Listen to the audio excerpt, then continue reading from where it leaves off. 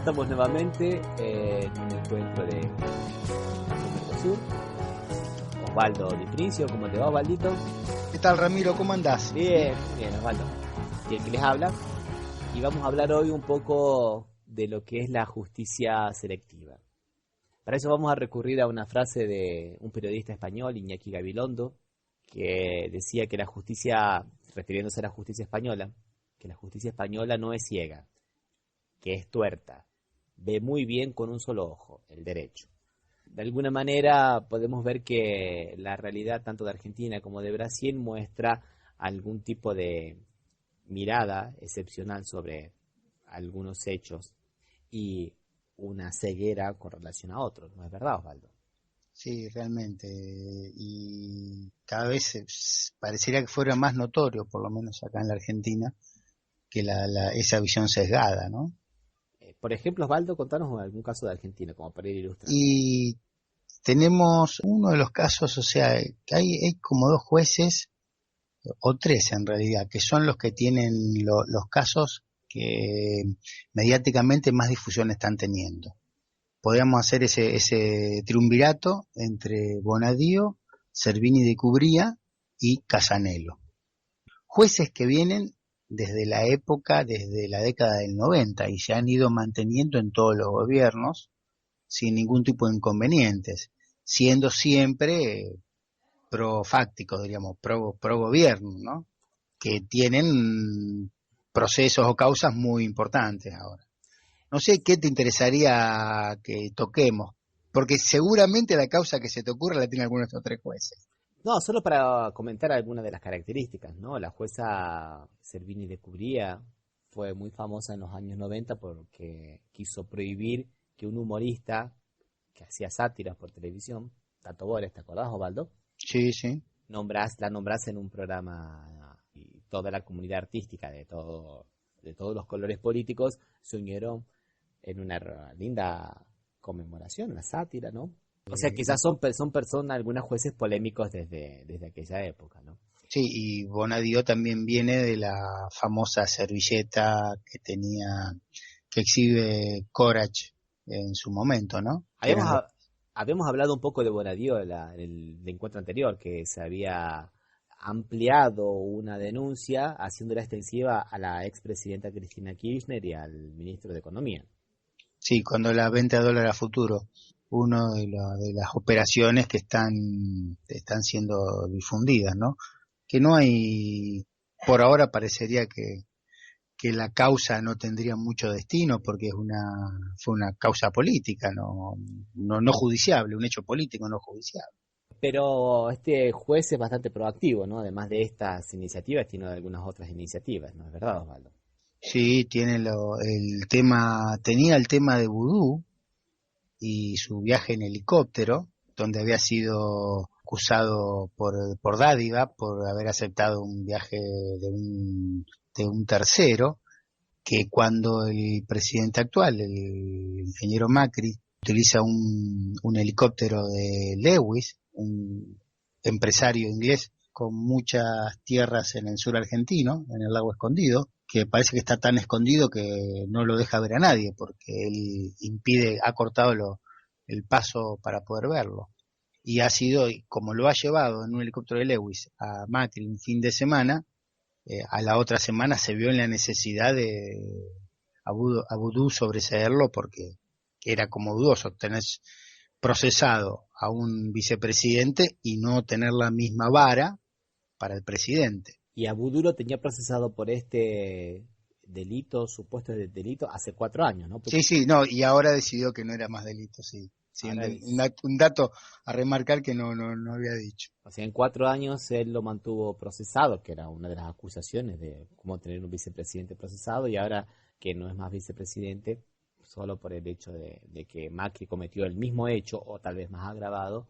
Sí, más grave porque Lewis integra el Edesur y Pampa Energía, que son empresas tienen concesiones del gobierno. Bueno, lo que pasa es que pobre Macri no podía llegar si no era por helicóptero, porque según me enteré, este hombre ha roto el vado que da pasaje por uno de los caminos de tierra, porque es un lugar de difícil acceso, la provincia no hace el camino que debería hacer, Y había un vado, y el 1 de mayo un grupo de abogados y de trabajadores de los movimientos sociales quiso ir hasta el lago Escondido para festejar el 1 de mayo, y se encontraron, además de la resistencia policial, ellos fueron con todas las sentencias hasta de la Suprema Corte de Justicia que les permitía el paso, ¿no? Que no se podía cortar el paso, y no pudieron pasar porque donde había un vado que tenía 20 centímetros de agua, ahora tiene 1,5 metros. Entonces, atravesar 1,5 metros de un río andino con el frío, de montaña, con el frío y la corriente, realmente es una locura. Por eso ahora está bárbaro. Ahora además de no permitir el paso, rompió un vado. Sí. Y se ve que eso es tierra que está removida, ¿no? Para que la gente no pasara ni aún así con dificultad. Aparte, en este caso, este tipo de conducto, delitos son desde el derecho romano. La servidumbre de paso existieron siempre. Nadie tiene derecho a impedir el paso de otro porque está pasando por detrás cuando son caminos públicos. Sí. Ya había pasado de todas maneras cuando el grupo Clarín, en la planta de impresión que tiene en Capital Federal, hizo una pared en una calle para hacer el depósito. Y Macri, que era intendente, no se enteró de la orden judicial que decían que tenían que sacar la pared. Sí, la pared que estaba sobre habían utilizado una calle para estacionamiento de sus propios vehículos. Sí, y la cerraron directamente con un portón y... No, realmente, o sea, se ve que tiene una rancia tradición en la servidumbre de paso el ingeniero. Sí, no, es impresionante porque ellos son tan privatistas que privatizan hasta lo que es público. Hasta que es público. Sí, tenés razón. Sí, lo que pasa es que los procesos de privatización uno normalmente le paga una contraprestación al Estado, o un canon si lo alquila, y se licita, ¿no? Esto se apropian directamente de lo que es. Sí, directamente con la veña del presidente. También hay un inconveniente con unas tierras públicas para Boca que van a ampliar la cancha, aparentemente eso dicen, y van a utilizar tierras públicas. Y ayer o anteayer hubo una serie de encontronazos, de barras, muchos de ellos eran empleados de la ciudad de Buenos Aires, ¿no? Me imagino que con la tecnología actual y los videos que se grabaron y las fotografías, los imputados ya están en la prisión, ¿o no? No, están gozando de su libertad porque para ellos se presume el principio de libertad. Claro, no es para ellos el principio. Hay dos personas en un hospital, uno con politraumatismo craneano y otro con heridas de cuchillo en el pecho y el cuello. Sí, realmente. Tiene una tentativa de homicidio, o sea, no es una gresca, fue una tentativa de homicidio. ¿No hay nadie en prisión preventiva, Osvaldo? No, que yo sepa no hubo ningún detenido, nada, e inclusive, te reitero, ni siquiera ninguno fue suspendido en su trabajo para la Ciudad Autónoma de Buenos Aires. De los que tuvieron participación y eran aparentemente militantes del partido de gobierno, del partido del PRO. Sí, eran personas que estaban identificadas con el PRO. Bueno, sabemos muy bien que el presidente de Boca Juniors, ¿no?, es el brazo derecho judicial, o por lo menos eso es lo que dice la diputada Elisa Carrió, ¿no? Que es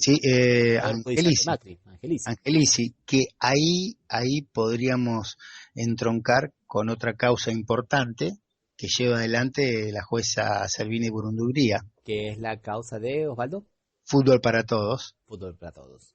Fútbol para Todos es un programa que había hecho el gobierno anterior donde se podía ver todo. Esto un poco para si lo escucha alguien en Brasil que no sabe qué apuntará. Fútbol para Todos es un programa que se había hecho en el gobierno anterior donde se permitía por canal abierto ver todos los partidos del fútbol argentino. Antes de que sigas, Osvaldo, solo para ilustrar a la gente de Brasil, quiero apuntar una cosa porque si no se entendería muy bien cuál es la dimensión de Fútbol para Todos. En Argentina, el fútbol era únicamente transmitido por la televisión por cable. Pero además de la televisión por cable, codificado. O sea que no bastaba con tener el cable en casa para poder ver los partidos. Había que pagar aparte. Y se llegaba a la cosa de transmitir los partidos por la televisión por cable para el que no pagaba ese plus, ese extra, que no mostraban los partidos, mostraban nada más que las tribunas y las tribunas, ¿sí? Era como escuchar la radio y mirar lo que pasaba en la tribuna. Sí.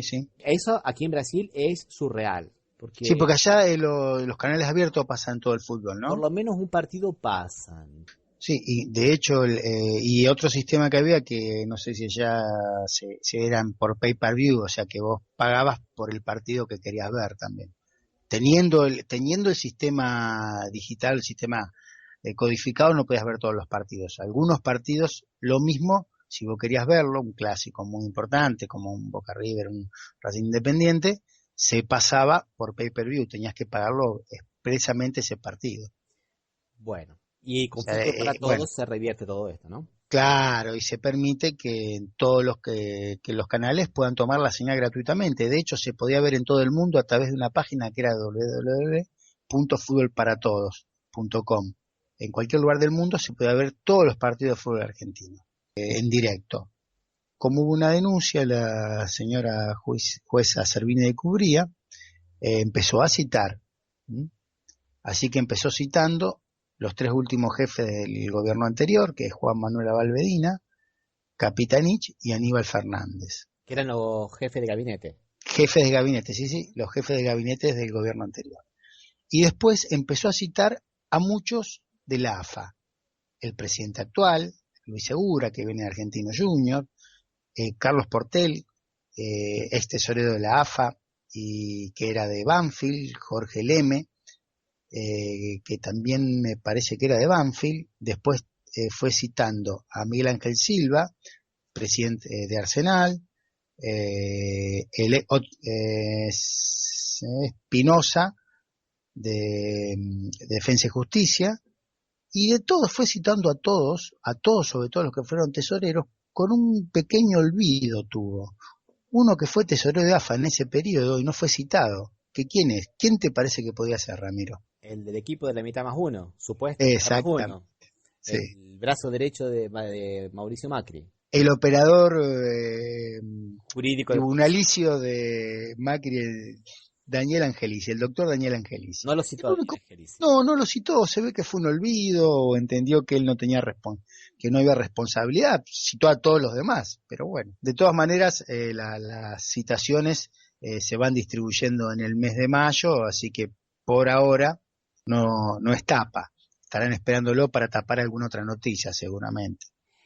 Eso en cuanto a la tarea de los jueces que investigan, lo cual no estaría, que eventualmente no estaría tan mal.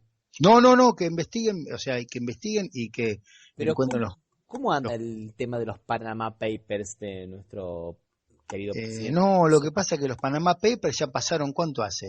Hace más de un año, ¿cuánto hace que fue esta noticia? Ah, entonces no se investiga más nada de eso. No, ya está, ya pasó, ya nadie se acuerda, o sea, realmente los medios, o sea, no sé si habrá ya la misma influencia que tienen acá en muchos aspectos, pero realmente ni se nombran, ¿eh?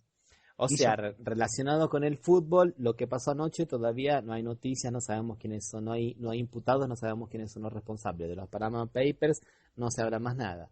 Y de aquellos atentados contra el local de Nuevo Encuentro que ocurrieron en la inauguración de Nuevo Encuentro, tampoco se sabe nada. Tampoco se sabe nada, los chicos los jóvenes, niños de una murga en sur de Capital, tampoco se sabe nada. O sea, no esas cosas que la gendarmería utilizó balas de goma. Balas de Y, goma que, según las fotos que se ve claramente, están a 1 centímetro del ojo de uno de los niños de 10 años, ¿no? sí, no, que aparte a la distancia que se usan son casi como un perdigón de plomo. Y no, pero esas cosas ya se han olvidado. Pero eso pasó hace como 4 meses. Ahora hablando en serio, los Panama Papers hace 3 semanas y ya no hay ninguna noticia más. Realmente no, en juego, en algunos países renunciaron el El- presidente, renunció el primer ministro y en otros pidieron la renuncia. pero en El España. diario alemán y los diarios españoles fueron terriblemente duros con La Nación, que fue el que tenía como la concesión acá de este proceso que, ¿cómo se llama? No sé si tenés presente cómo se llama el grupo de periodistas. ¿Cuál Sí, era el Comité Internacional de Periodistas Investigativos. Bueno, fueron muy duros con el medio argentino que tenían. En realidad eran dos medios. Uno eran periodistas de La Nación y el otro es periodista de TN, eran. Pero la justicia se ha movido muy poco, ¿no? Sí, el último tiempo, sin embargo, ha estado interviniendo un fiscal Federico Delgado, que sigue sumando y buscando información, porque como la denuncia por los Panama Papers está dirigida directamente al presidente actual Mauricio Macri, entonces está haciendo investigaciones sobre ese tema. Y ese tema está muy relacionado porque él dice que la cuenta con Brasil, la sociedad que se arma en Panamá, Flex Trading, se armó para que se empezara a funcionar en Brasil pago fácil. Bueno, y él dice que nunca funcionó y que esa sociedad se había hecho. Está investigando ese tema, así que realmente está trabajando. Lo que pasa que en medios menos masivos se está viendo esta noticia. Pero bueno, pero por lo menos se está trabajando, por lo menos se está trabajando. Y por acá, Osvaldo, por Brasil, la cosa no está muy diferente, ¿no? Hay ciertos contrastes que son bastante gritantes. Por ejemplo, hace 15 días atrás más o menos se cayó una ciclovía a 2 meses de haberse inaugurado, una ciclovía que pasaba por arriba de la playa, bastante linda. Vino una ola y ¿En dónde? en Río de Janeiro. En Río de Janeiro, sí algo había escuchado. Bueno, murieron 2 personas, Sí. fallecieron 2 personas, vino una ola y ahora se descubre que no había sido proyectada para las olas. O sea, una ciclovía que tiene un puente que pasa por arriba de una piedra donde rompen las olas y no había sido proyectada para el rompimiento de las olas. No se entiende cómo puede haber hecho eso. Que costó carísima, costó 47 millones de reales, que mucho de ese dinero se sospecha que fue para la campaña electoral. Para Para el intendente que es del partido PMDB, que también era un partido aliado al Partido de los Trabajadores. Sí, ese es el partido de Mer. Es el partido de Temer, es el partido de Cuña, pero el problema no es tanto político como es jurídico, porque ahí los fiscales no se movieron y sin embargo estaban persiguiendo a jóvenes que habían hecho aportes a campañas electorales de partidos de izquierda por la suma de 60, 70 pesos. 60, 70. O sea, los fiscales estaban haciendo procesos contra personas que hacían aportes para partidos de izquierda por eso, que acá es lo que cuesta más o menos Y un por los kilo de carne. 47 millones de reales, Nada, todavía no se había hecho nada. Ahora se está empezando a investigar después de que murieron 2 personas y que fue un escándalo que hasta se escuchó en Argentina, ¿no, Osvaldo? sí, no, acá hubo noticias cuando vos lo marcaste ahí, recordé que había leído que había habido, yo pensé, sin haber visto la noticia, que la ciclovía había una ciclovía, no que pasaba por cerca del mar, ¿no? Que era una ciclovía. Sí, pasaba al lado de un puente que tiene 100 años y que está intacto, y la ciclovía pasa al ladito de ese puente, más para el lado de la playa, y es arriba de una piedra donde rompen las olas. Y no hubo ningún procesamiento, nada, nada. Está empezando despacito, pero mientras se gasta un montón de dinero de los contribuyentes para perseguir a jóvenes que habían aportado una campaña electoral, esas pequeñas cantidades de dinero, estas otras cosas, y bueno, y como esas, un montón de otras cosas. Los hospitales en Río de Janeiro están destruidos prácticamente, no tienen, ni siquiera a veces tienen lavandina para limpiar los pisos. Y bueno, los fiscales se dedican a este tipo de cosas, posiblemente porque tengan alguna orientación de izquierda las personas que han contribuido con estas campañas. Sí, no es el caso de los que juntan 47 millones de reales para la empresa que lo hizo, ¿no? Eso no, ya es distinto. Pero bueno, no solamente en Río de Janeiro pasan estas cosas, en San Pablo también estamos bastante surtidos de estas visiones medio que unilaterales, ¿no? Y ustedes que tienen una visión, no sé, en Brasil que hay una visión muy parecida a Argentina en cuanto al fútbol como principal deporte, más movilizador. Nosotros tenemos nuestro fútbol para todos. ¿Ustedes qué proceso tienen? ¿Tienen alguno allá? Proceso no hay relacionados con las hinchadas organizadas, ¿no? Con las barras bravas, Sí, Hubo un problema el día 3 de marzo entre los hinchas de Corinthians y Palmeras, otra vez un nuevo problema, porque siempre hay problemas entre las tres hinchadas principales, Corinthians, Palmeras y San Pablo, donde falleció una persona. Y ahí estaban pensando en hacer más o menos como en Argentina, partidos con hinchada única, bueno, con lo cual restringe bastante a los hinchas la posibilidad de ir al estadio, de vender sus entradas y todo eso. Pero es interesante que el día 15 del mes pasado, el 15 de abril, la hinchada del Corinthians decidió reunirse para protestar contra esta idea de la hinchada única y también por un escándalo que hay acá en el estado de San Pablo, que es un esquema que se fraudaban las licitaciones de las meriendas escolares, tanto de la ciudad de San Pablo como de otras ciudades que también están administradas por el PSDB, el partido de Fernando Henrique Cardoso. Socialdemócrata brasilero. El partido exactamente. Y la hinchada corintiana comenzó una campaña en contra de la Red Globo por los horarios de la transmisión de los partidos los días miércoles, que tiene que ser después de la novela, con lo cual se dificulta mucho el regreso a casa porque ya es medianoche y normalmente no hay metro para volver, y en contra de este robo, que lo que se llama que el escándalo de la merienda. Y el día 15 a la madrugada, el secretario de Seguridad decide hacer una operación, en realidad no es él que lo decide, él es el que la lleva adelante, de búsqueda y requisa en las hinchadas del Corinthians y del Palmeiras. ¿Y qué se llevaron? Bueno, cuchillos de cocina y las banderas y las pancartas que la hinchada exhibía en los partidos de fútbol. Y muchos otros carteles que habían hecho alusivos a este escándalo de la merienda, con un cajón de muertos con el nombre del presidente de la Asamblea Legislativa de acá de San Pablo, Capes. Y se los llevaron, los requisaron.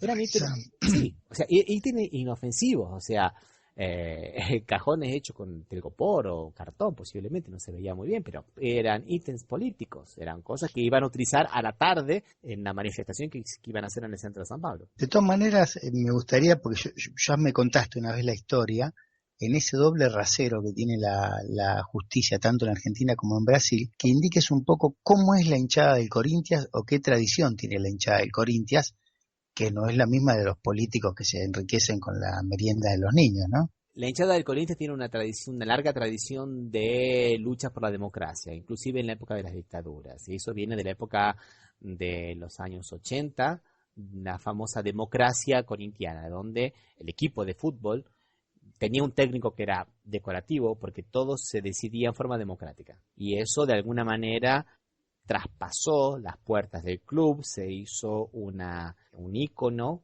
de una lucha posible por la democracia en la época de la dictadura, estamos hablando de los años 81, 82, la época de Sócrates.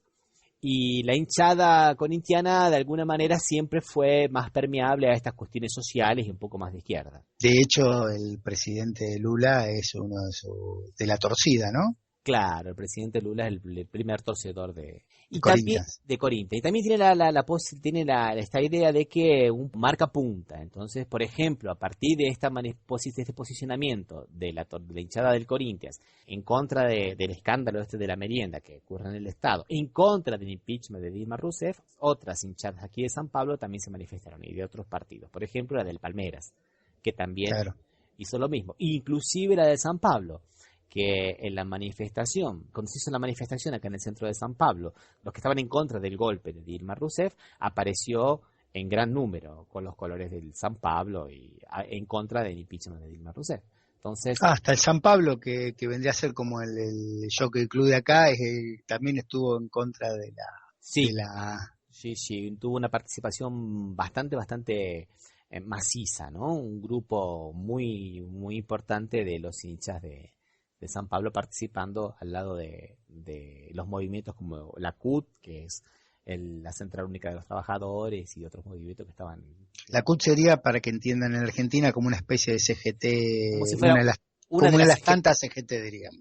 Una de las tantas CGT, posiblemente la más importante o la segunda más importante, depende cómo nosotros lo analicemos, ¿no? Y la más cercana a Lula. La más cercana a Lula. Y acá lo interesante no solamente lo que se hace, sino también cómo se hace.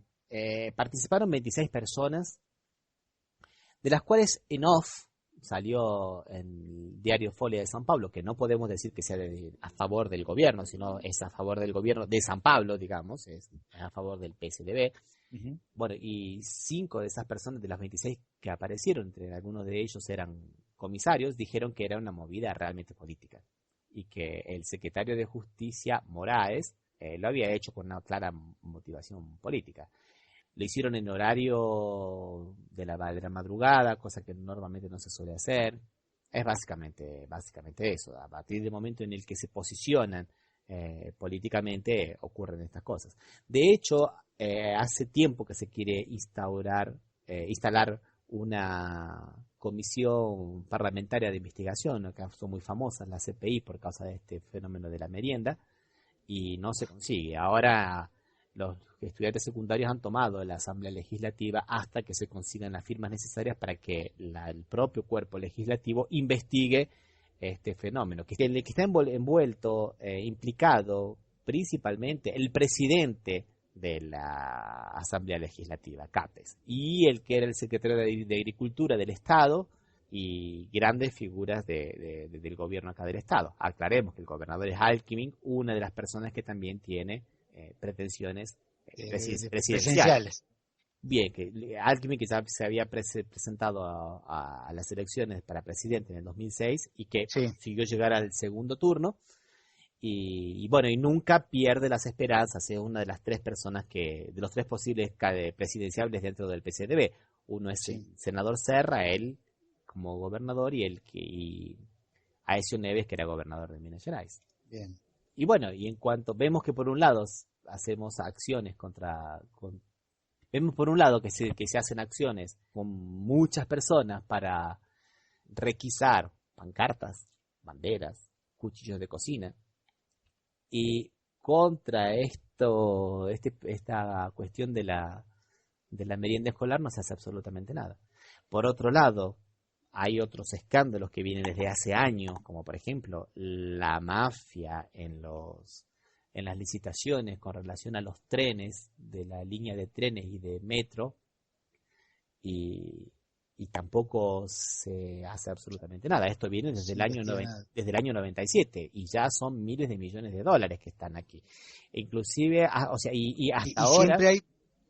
Siempre hay participando del lado del gobierno del PSDB. El PSDB mantiene el gobierno en San Pablo a lo largo de los últimos 16 años. O sea, es interesante también esta cuestión del doble discurso, porque pasa un poco lo que pasa en otros lados.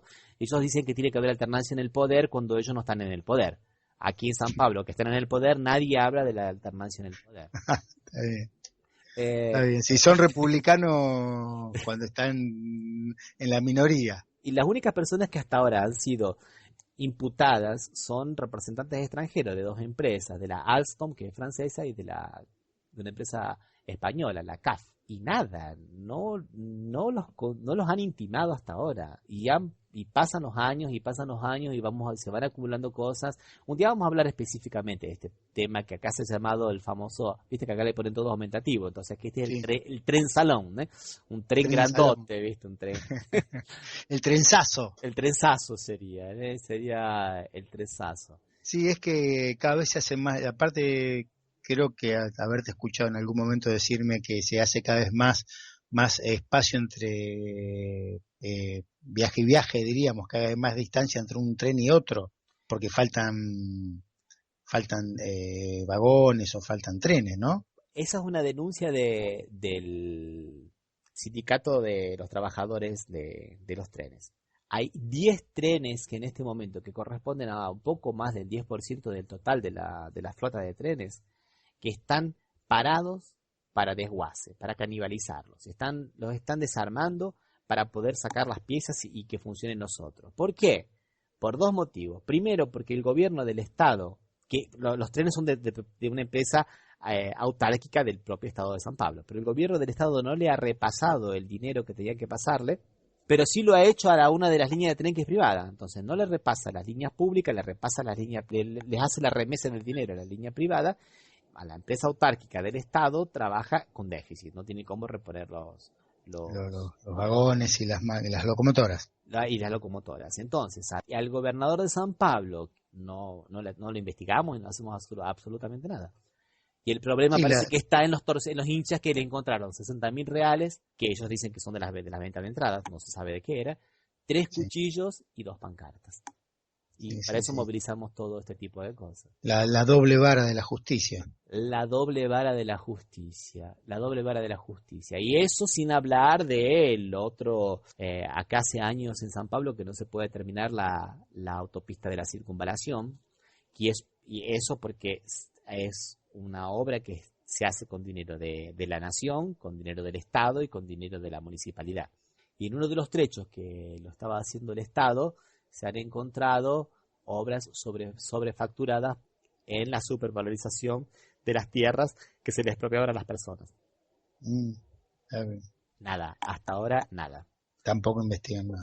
La verdad que esta idea del Mercosur evidentemente cada vez nos acerca más a brasileños y argentinos. Sí. Los países tienen los mismos problemas, intentan las mismas soluciones, como ya vimos en otro programa anterior. Tenemos los mismos chivos expiatorios. Tenemos los mismos, y tenemos medios que se imponen y justicia bastante venal. Parece que seguimos siendo hermanos. Bueno, Osvaldo, dejamos por acá entonces y nos preparamos para el próximo encuentro. ¿Qué te parece? Sí. Muy fructífero el último, este último. Bueno, un abrazo, Osvaldo. Un abrazo, Ramiro. Chao.